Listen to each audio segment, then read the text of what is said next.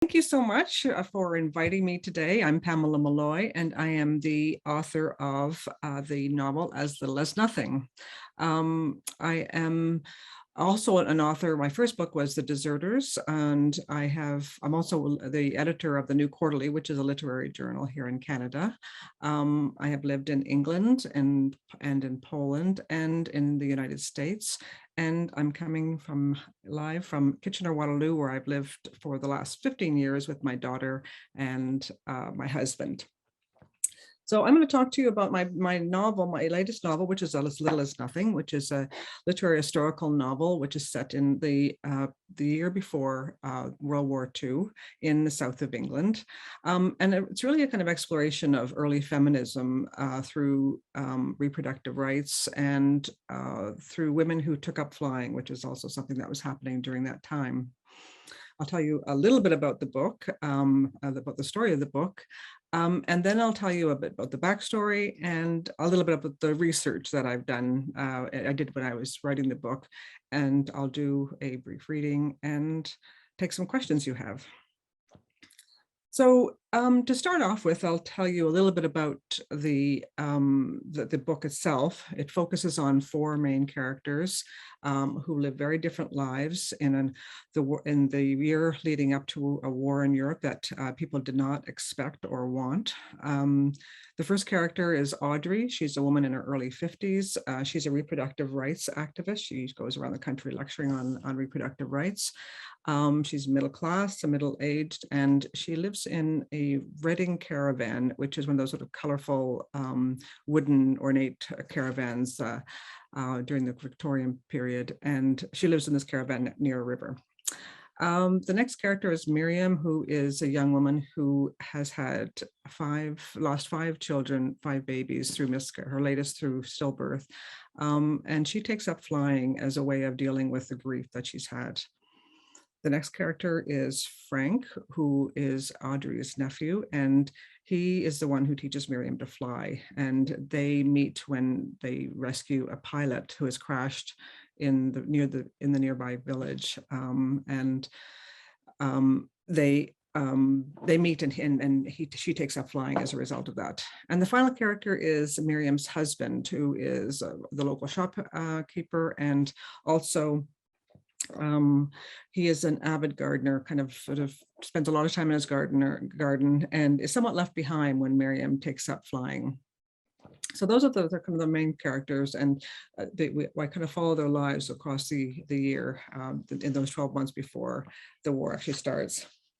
So if a novel is meant to answer questions in the writing, the first two that I had when I started writing was, how long have we been fighting the fight for reproductive rights? I wanted to explore the history of that.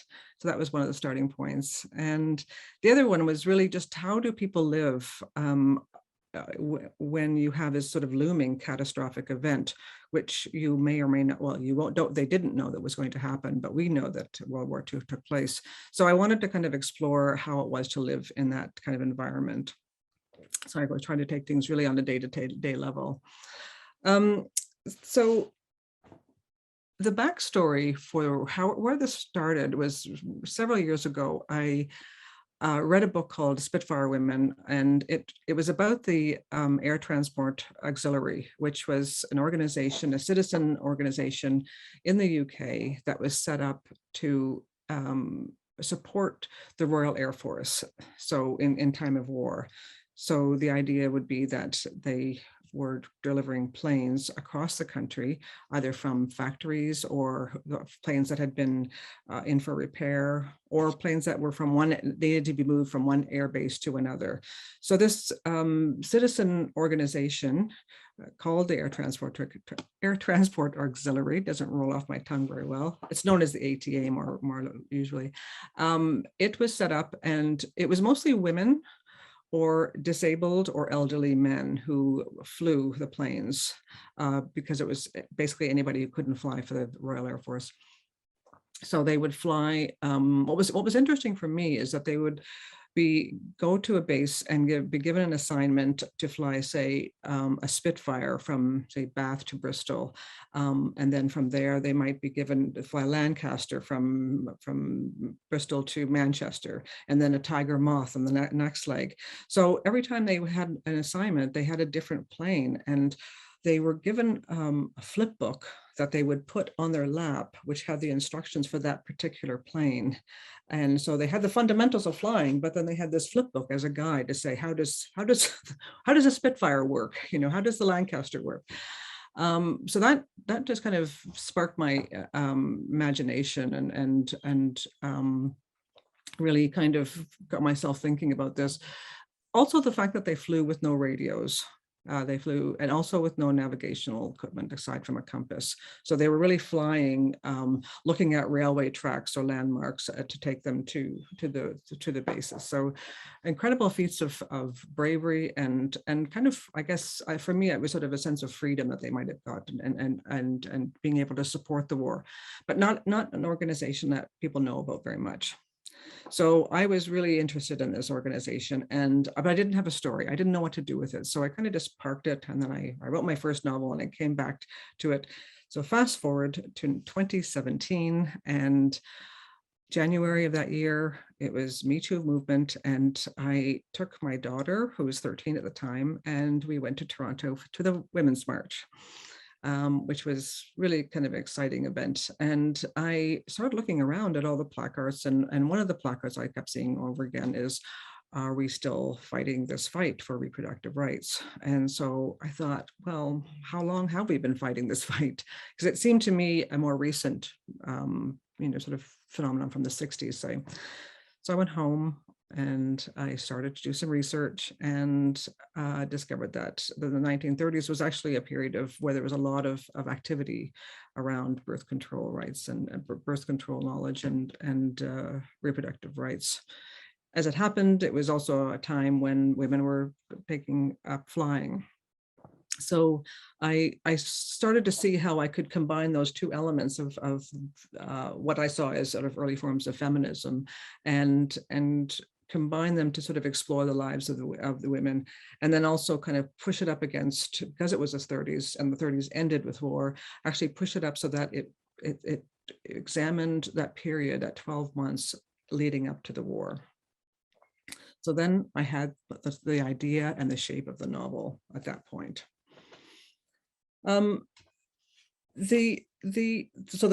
With that idea, then I had to do some research. So I want to talk a little bit about some of the research that I did. And one of the things that I did was to visit the Air Transport Auxiliary Museum in Maidenhead, England. And it was just one of those wonderful, dedicated museums that are a writer's dream. So of course they had all kinds of artifacts, including this flip book that I could imagine that would sit on the person's knee, and they would get the information about how to fly that particular plane.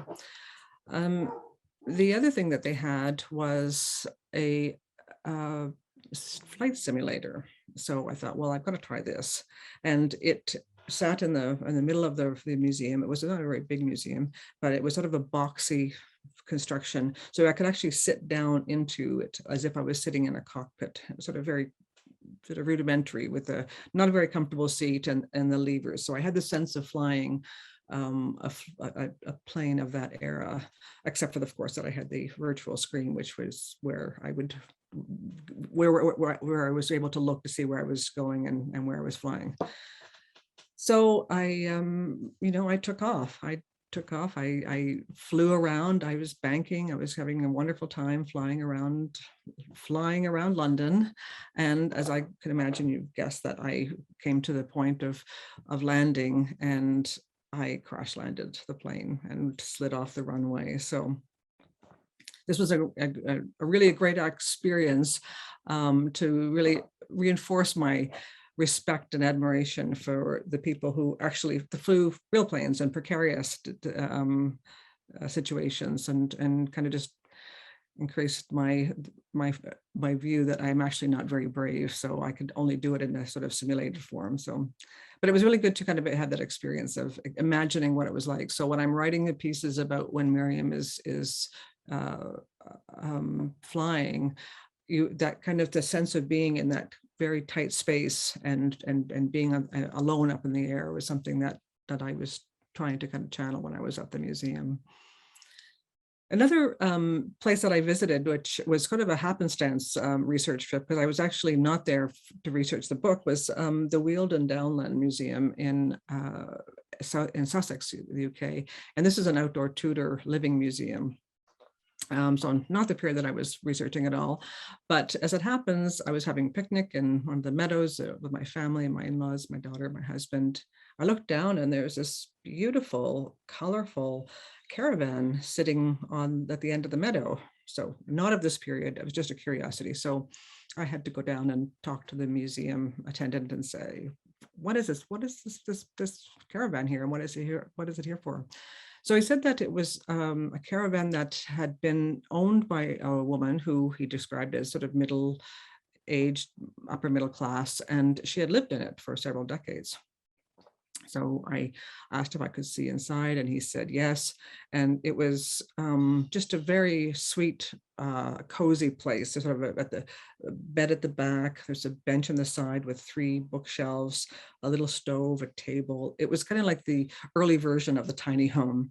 And of course, I wanted to move in right away and take it home with me. But I went back home, and my curiosity had been sparked, and so I went back to the curator and the museum. I contacted them and said, "Can you tell me more about the owners of this caravan?" So he sent me some documents and confirmed, that yes, there had been a woman, a Miss Udall, who had lived in this caravan for a number of years, number of decades actually, and she was a middle class and middle-aged woman who became elderly living in it. Quite an eccentric and well-educated, and I said middle upper class. And then he also gave me information about the person who purchased it after her, and this was Mrs. Everington, who was known as Buffy, and she just happened to see it on the side of the road when she was out driving with her husband one day, and she stopped by and knocked on the door and said, "Can I buy this beautiful caravan from you when you're finished? When you move out?" And Miss Udall by this time was quite elderly, and she said that she was going to be moving out soon because she was going blind, so she was going to be moving into a home for blind ladies. And she said, "You can have it if you keep everything intact." And so this was the deal was struck. So that the caravan then lived with Buffy for many, many years, became a playhouse and a curiosity. But also the information that was sent to me gave me her backstory. And as it turns out, she was a woman who was an ambulance driver in the First World War, and had, after the war, used to drive what they call a Jason motorcycle, and she'd wear this plug-in suit she would plug it in to keep her warm. So she would drive all over England and have tea by the side of the road with workmen. So quite a kind of interesting character.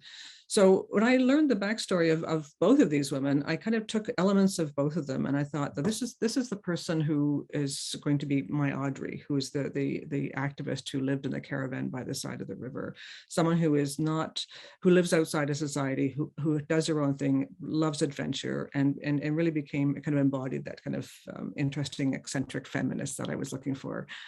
So that was a kind of lucky kind of afternoon at this museum, finding this caravan.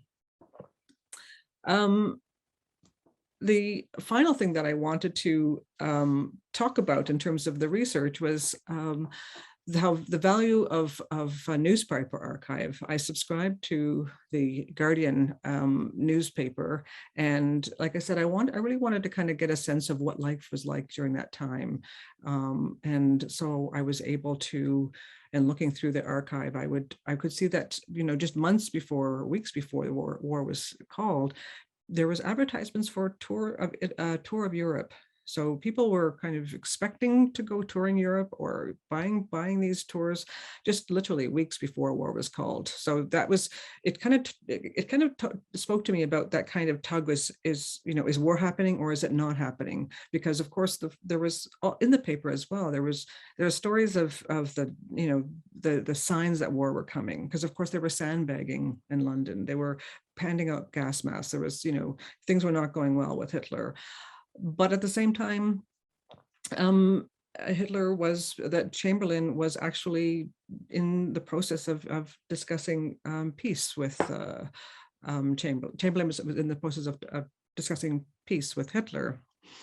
And one of the fun facts that I discovered was that when the first time that Chamberlain went to see Hitler to discuss peace agreement, it was the first time that he had ever flown in an airplane. So for me, that was a kind of phenomenal fact. I thought, well, how does that happen, that somebody just goes in the airplane the first time and is also meeting Hitler to discuss peace? So that was my fun fact that I like to. I think I have Miriam share that in the book.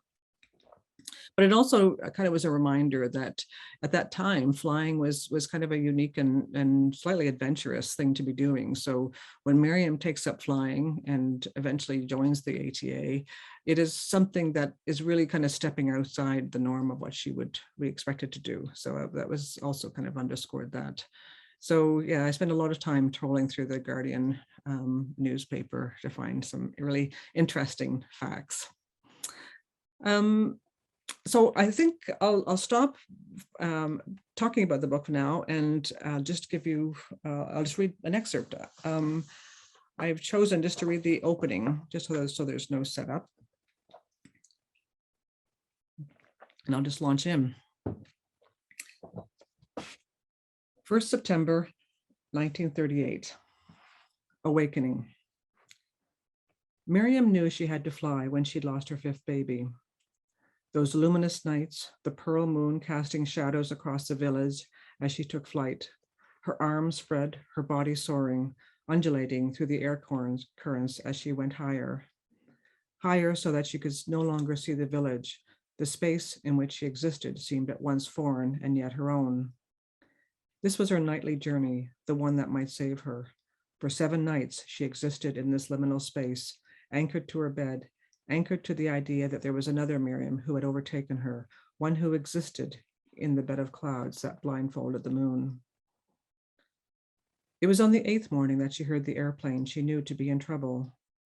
Roused from a morning nap, the sound familiar, living so close to Hackley Aerodrome and flying school, They become accustomed to the planes, but the sputtering was new, and it pulled her, still weak from blood loss, from her bed. She grasped the heavy curtains that kept her room as night and squinted at the intruding light. She opened the window, surprised at the soft, balmy air, and looked skyward for the airplane that now seemed elusive. There it was, a choking sound that told her it was still up there somewhere. She reached for a dress from the wardrobe and was soon clothed, the first time in over a week. She thought to take a cardigan, leave a note for Edmund, put an apple and 2 digestive biscuits in her bag. She barely knew where she was going as she stumbled down the stairs and outside to her bicycle. Her cardigan pulled on the metal sign on their gate, Hawthorne Cottage, as she passed through, and she reached back to release it. There had been much discussion on the naming of their house, how important it was to Edmund, what with their own hawthorn tree in the back garden, while she wondered if it were too showy. She was sore and stiff and in a weakened state, but the sun was out and this surprised her so much that it was enough to keep her moving, and soon she was out on the road, right onto Wickham Street, then left on Guildford, that took her out of town in the direction of the airfield. Out in the open, she scoured the sky for any sight of the plane and spotted it ahead, teetering eastward. She pedaled toward it, trying to calculate where it might come down. She had gone nearly a mile when her heart, like a small animal yearning to break free, forced her to slow down. She had barely moved for 7 days, in a delirium brought on by grief, by the stillbirth that had left her catatonic, her days and nights blended, Edmund nursing nursing her, his own bewildered sadness set aside. Miriam coasted to a stop, made adjustments to her position, the air filled with a pungent smell from the nearby farm, giving life to her senses, an awakening that reminded her she was still alive. A flap of paper caught her eye, a flyer on the signpost, the Ministry of Agriculture, a meeting in September. She knew what this was about, a grand plan. Her midwife muttering, these times, and Miriam in her state, not knowing if she was referring to her or the events in Europe. She peered at the flyer, which welcomed farmers and gardeners alike, anyone interested in the future of their country. It's coming, she told Edmund a month ago when she was still able to take in the world around her. What we hear is only a fraction of what they know. The chatter in the village like constant static. It won't come to that, love. Edmund so sure, as if he had a direct line to those with power. You think they have nothing better to do than prepare for a war that isn't coming? They were jittery at the Women's Voluntary Service meeting she'd attended, intense on the prospects of war. Now this, the minister telling them what to plant. It was hard to imagine Edmund giving up his dahlias in favor of potatoes. They were still flourishing, his dahlias, the arum lilies long gone, the hydrangeas muted, drying on the stems. She stepped off the bicycle and walked until the beating in her chest slowed. After 5 minutes, she spotted a stile where she sat leaning her bicycle into the hedge. She rubbed her legs as if trying to keep awake the muscles she'd so abruptly activated. What would Edmund think of her, out roaming the countryside like this? A week of nursing her back to health, only to lose her to a failing airplane. She pulled the apple from her bag and ate it with her eyes closed, the world suddenly too much to take in. The deep crunch of each bite, the vexing wasp that had caught the scent of the sweet juice that dripped her hand, a distant crow that seemed overly bothered about something, all sparks to remind her that life goes on. She concentrated on these sensations as she took long, slow breaths because she wasn't sure she could trust herself to remain conscious, her inclination so clearly driven to another state these days. The airplane. The quiet meant the engine was no longer running. She stood, her mind alert with no thought to return to her bed. She freed the bicycle from the bushes, hooked her shoe on the pedal, and pushed herself along until she could get her balance, thankful for the downward slope. There were things to be thankful for, even these days, even if it was a downward slope in the road. Thank you. I can take any questions that you might have now.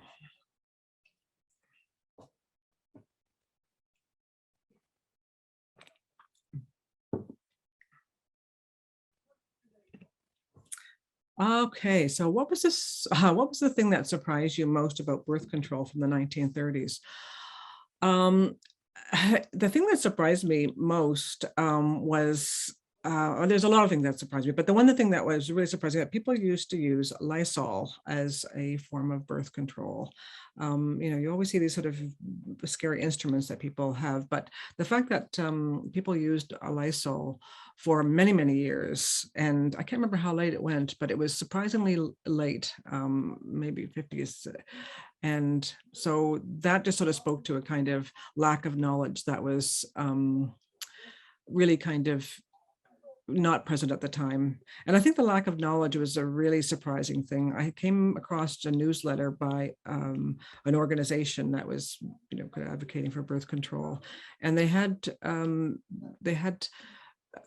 quotes from women, and often it was usually lower class women who didn't have access, and some of them had no idea how they'd gotten pregnant. They had no idea how they were going to get this baby out of them. They didn't even understand the kind of basic anatomy. So the other thing was that some of them, not more than one, stated that they were really afraid to tell their husband because it was one more mouth to feed, and if their husband found out that they're pregnant, which obviously they would find out eventually, the implication was that they were going to beat them, and so therefore it was, completely on the woman's shoulders to bear the responsibility of getting pregnant and having a child, as if they didn't actually realize that the husband was part of that whole process. So the kind of profound lack of knowledge was really kind of interesting. You know, I think they had some images of some not primitive, it was kind of probably advanced at the time, but things like, you know, use of condoms and IUDs, and they looked a bit scary.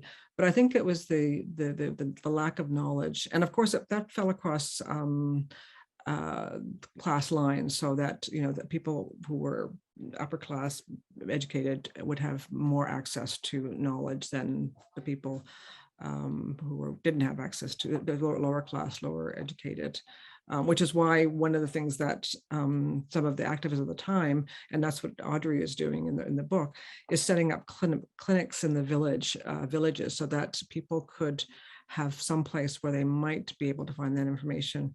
But even that wasn't so easy, because it was such a kind of taboo topic that people were afraid to go into these places. And if they were seen going in and coming out of these places, they were seen as being,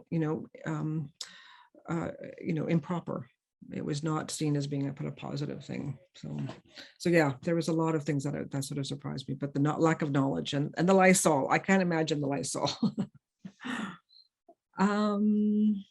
So Jessica's asking, I was wondering how it was balancing feminism today and the way it would have believably manifest at that time. Yeah, it's kind of interesting. I'm kind of calling it an early form of feminism, but it also seemed to be what was happening at the time was that women were taking up flying, and they were working for the ATA and became involved in the war out of necessity. You know, it was like taking the man's place. And so they weren't necessarily thinking about it in this kind of empowerment way, I don't think. And I think where today we think of it as being much more in a sort of political sense, as a right to have access to, you know, to have that kind of equality. I think there it was sort of more kind of out of a basic need for whatever was happening at the time. I think one of the things that was really telling for me too was in terms of activism around reproductive rights. One of the things that's happening over the year, as war is getting closer and closer, Audrey is realizing that her role in as a reproductive rights activist is going to diminish, because it's going to be a topic that people are going to care less and less about. And so they're not going to have the opportunity. So it's not a kind of subject that people will carry forward. It was sort of something that would die away when war came, and then, which was the case. Okay, so the other question, how do you think the reader's experience of the book will change in light of the recent Supreme Court leak? Yeah, it was interesting for me when this week that I'm, discovered this leak, as everybody did. And again, it goes back to when I started the book, is where, how long have we been fighting this fight? And I think that I'm wondering whether people will understand that this has a longer history than this fight has been going on for such a long time. So I think that the reader may look at it in light of what's happening today, but also see that this is something that has been going on for a long, long time. And, my daughter, who was 13 at the time, and I took her to that Toronto Women's March. And of course, she's sort of savvy and sort of thinking, well, why, reproductive rights, of course. And hadn't really thought about it in terms of historical context. So I think that the rights at the time of Audrey advocating for rights, the access to knowledge to the birth control was really kind of critical, but also advocating for rights of abortion was also very, very strong during that period. There was a lot of activism. Stella Brown was a woman who I used as a kind of mentor for Audrey in the book. And she was not as well known as some of the other activists, but she was a really vocal and aggressive and trying to, kind of have the discussion about abortion specifically, as well as access to knowledge, into the minds of a lot of people. And she was the person who really got the abortion reform law in England passed as a result. So I think, yeah, I think that maybe people will see that, unfortunately, history is kind of repeating itself over and over again. So that's what I've been thinking about this week. Is I didn't want this to be a timely book, but there we are. So thank you. I don't know if there's any other questions here.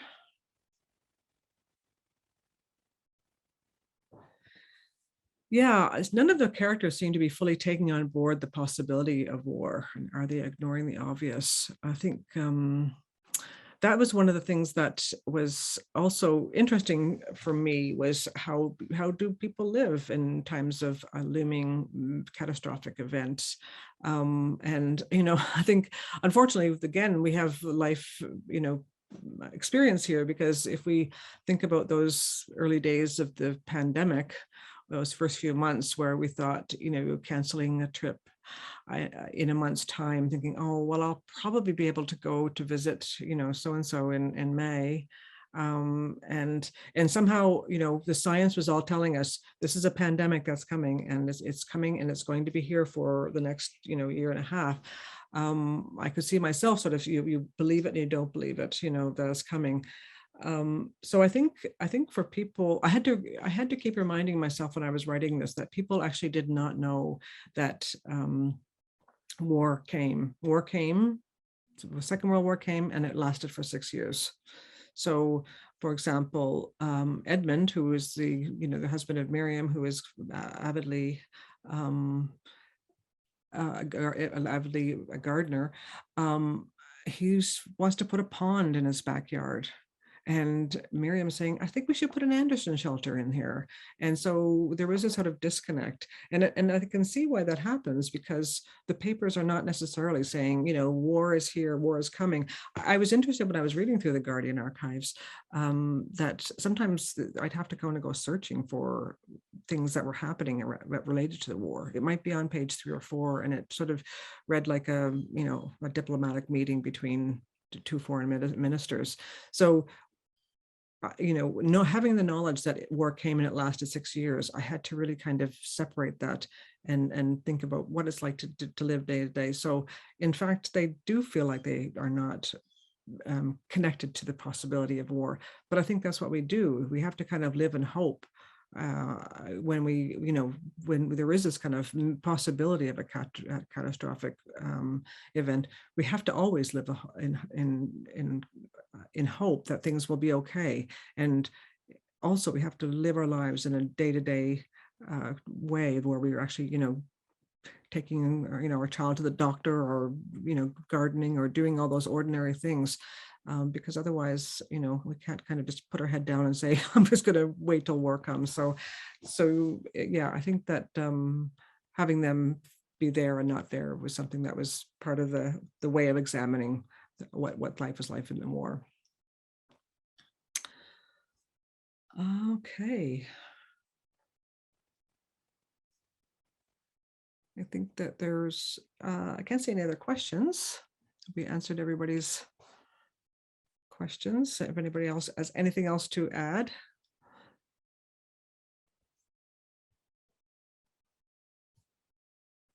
Thank you, Emily. I'm glad you liked the story.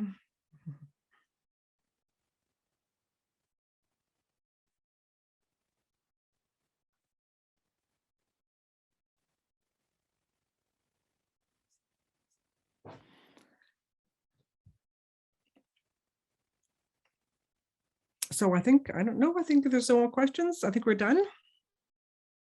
Thank you for everyone for coming today. It's been great to have an opportunity to talk to you about my book, and I hope you enjoy it and share the knowledge that I've given you today. Thank you so much.